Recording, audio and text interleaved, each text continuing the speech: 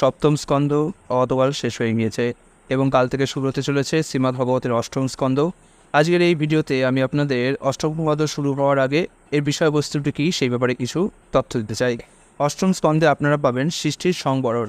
এতক্ষণ আমরা দেখলাম সৃষ্টি কী করে হলো, সৃষ্টি করে পালন হলো।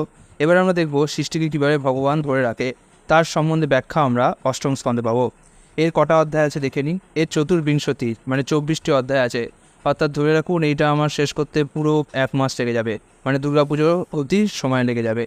প্রথম অধ্যায়ে আপনারা পাবেন ব্রহ্মাণ্ডের প্রশাসক মনুগণ, অর্থাৎ আমরা জানি যে ব্রহ্মাণ্ডে মনু আছে, 14টি মনু রয়েছে, সেই 14টি মনুর ব্যাপারে আমরা জানতে পারবো। দ্বিতীয় অধ্যায়ে আমরা গজেন্দ্রর সংকট পাবো। গজেন্দ্র চেনেন তো? গজেন্দ্র হচ্ছে সেই হাতিটি যে ভগবান বিষ্ণুর কাছে প্রার্থনা করেছিল যখন একটি কুমির তাকে আঘাত করেছিল। এখানে ছবিও আছে, দেখাচ্ছি দাঁড়ান। কোথায় গেল গজেন্দ্র? প্রথম দিকেই মনে থাকবে গজেন্দ্র সংকট, যখন এই যে গজেন্দ্র সংকট। এরপরে আপনি তৃতীয় অধ্যায়ে পাবেন হচ্ছে গজেন্দ্র স্তব, অর্থাৎ গজেন্দ্র ভগবানকে ডাকার জন্য যে স্তব করেছিল সেটি পাবেন। এরপরে আপনি চতুর্থ অধ্যায়ে পাবেন গজেন্দ্রের বৈকুণ্ঠে প্রত্যাগমন। এখানে আপনি অর্থাৎ গজেন্দ্র কী করে ফিরে যাচ্ছে সেটা ব্যাপারে জানতে পারবেন। এখানে একটা ইন্টারেস্টিং কথা বলে রাখি যে গজেন্দ্র যেহেতু হাতি ছিল এবং হাতি থাকা সত্ত্বেও সে যেহেতু ভগবানের স্তব করেছিল, তার মানে আমরা এখানে একটা আত্মার সম্বন্ধে একটা ডিটেল পাবো যে আত্মা যদি কোনো পশু শরীরেও থাকে তা সত্ত্বেও সেও ভগবান কী করে ডাকতে পারে। নর্মালি আমরা দেখি না হাতিরা ভগবানকে ডাকছে, কিন্তু এখানে গজেন্দ্র মনে হয় হাতি ছিল না, তার থেকেও বেশি কিছু ছিল।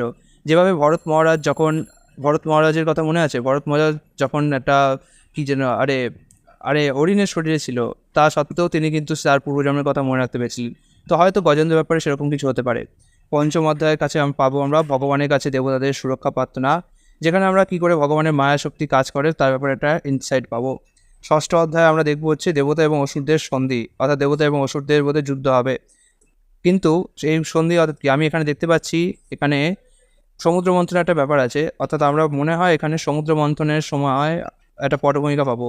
এখানে আমরা দেখতে পাচ্ছি ভগবান শিব কালকূট বিষ পান করছে এবং সেটাই পাবো আমরা সপ্তম অধ্যায়ে। সপ্তম অধ্যায়ে বিষ পান করে শিবের ব্রহ্মাণ্ড রক্ষা। অষ্টম অধ্যায়ে আমরা পাবো ক্ষীর সমুদ্র মন্থন। আর নবম অধ্যায়ে পাবো হচ্ছে মোহিনী মূর্তি রূপে ভগবানের অবতার। আমরা জানি যে ভগবান বিষ্ণু মোহিনী রূপে রাহুকে সংহার করেছিলেন। ভগবান বিষ্ণু যখন মায়াশক্তির বলে যোগমায়ার বলে নিজেকে খুব সুন্দর রূপে মহিলা রূপে বিস্তার করেন, তা এমনকি শিবের মতো পরমারাধ্য বৈষ্ণবদেরও চাঞ্চল্যের কারণ হয়ে যায়। এখানে আমরা দেখতে পাচ্ছি উমা সহ মহাদেব ভগবান শ্রী মধুসূদনের আলয়ে গিয়ে তার মোহিনী রূপ দর্শন করানোর জন্য প্রার্থনা করেছিলেন।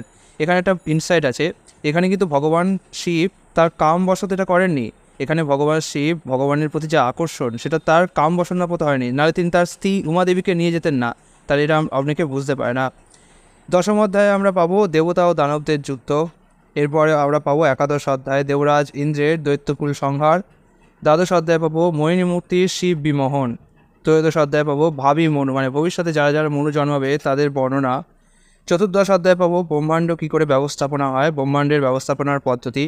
পঞ্চদশ অধ্যায়ে আমরা পাবো বলি মহারাজের স্বর্গলোক জয়। ষোলো অধ্যায়ে পাবো পয়ব্রত। পয়ব্রত কি আমিও জানি না, এখানে আমি দেখতে পাচ্ছি এখানে লেখা আছে যত মত তত পথ মূর্খের মতবাদ। তো জানি না এখানে কি থাকতে পারে, যখন আমি আসবো তখনই বুঝতে পারবো। সপ্তদশ অধ্যায়ে পাবো ভগবানের অদিতির পুত্রত্ব স্বীকার। অদিতি প্রার্থনা করেছিল হে ভগবান আপনি আমার পুত্ররূপে আসুন, ভগবান সেটা স্বীকার করেছিলেন এবং ভগবান অদিতির পুত্ররূপে এসেছিলেন বামন রূপ নিয়ে। বামনদেব রূপে ভগবানের অবতারণ। বলি মহারাজের কাছে বামনদেবের দান ভিক্ষা। বলি মহারাজের সর্বস্ব সমর্পণ 20 অধ্যায়ে পাবো। 21তম অধ্যায়ে পাবো ভগবান কর্তৃক বলি মহারাজের বন্ধন। ভগবান বলি মহারাজকে পাশ দিয়ে বন্ধন করেছিলেন, এই যে ভগবান বামনদেব বসে রয়েছেন এবং পাশ দিয়ে বন্ধন করেছে। এই যেহেতু ছবিগুলো তখনকার দিনে বিদেশি ভক্তরা এগিয়েছিলেন, তাই তিনি ভগবানের যে চুলটা সেটাও বিদেশি ভক্তদের মতো করছে, যদিও ভগবানের রূপ দেখতে অত্যন্ত সুন্দর লাগছে তা সত্ত্বেও। পরে দ্বাবিংশতি অধ্যায়ে আমরা পাবো বলি মহারাজের আত্মসমর্পণ এবং ত্রয়োবিংশতি অধ্যায়ে পাবো দেবতাদের পুনরায় স্বর্গপ্রাপ্তি। আর লাস্ট চতুর্বিংশতি বা 24তম অধ্যায়ে পাবো ভগবানের মৎস্যাবতার এবং এখানে আমরা দেখতে পাবো ভগবান কী করে ব্রহ্মাণ্ডকে রক্ষা করেছিলেন। এই যে মৎস্যাবতার এটা অনেক পুরাণে এবং অনেক সাহিত্যে নুহুরের নৌকা নামে বিখ্যাত। তো এটা খুব ইন্টারেস্টিং ব্যাপার যে কী করে প্রতিটা জায়গায় যেখানে যোগসূত্রও ছিল না সেখানে একই রকম কাহিনী। কোথাও নুহুরের নৌকা, সেখানে একটা মাছ একটা নৌকাকে রক্ষা করছে। তো এটা আমরা দেখতে পারবো। এখানে কিছু সুন্দর সুন্দর ছবি আছে।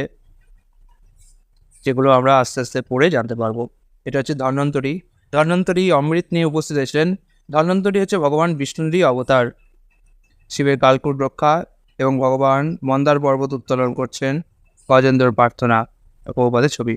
তো এই হচ্ছে অষ্টম স্কন্দের মোটামুটি একটা ডিটেল ইনসাইট আপনাদের জন্য।